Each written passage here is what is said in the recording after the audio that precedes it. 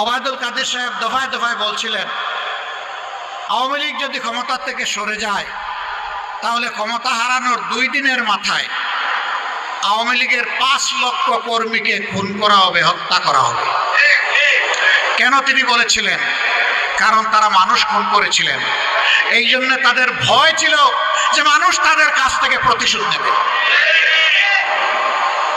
তারা রক্ত পিপাসু হতে পারে, দায়িত্ব জ্ঞানহীন হতে পারে, কিন্তু বাংলাদেশের মানুষ এই দেশকে এবং দেশের মানুষকে ভালোবাসে, এই জন্য প্রতিশোধ নেয়নি। কিন্তু যারা ক্ষতিগ্রস্ত, নিহতদের পরিবার এবং যারা আহত, তারা যদি ন্যায় বিচার পেতে চায় অবশ্যই সেই বিচার পাওয়ার অধিকার তাদের আছে। আমরা সেই বিচারের জন্য তাদের পাশে দাঁড়িয়ে লড়াই করব ন্যায় বিচার পাওয়ার জন্য। কিন্তু কেউ আমরা আইন হাতে তুলে নেব না।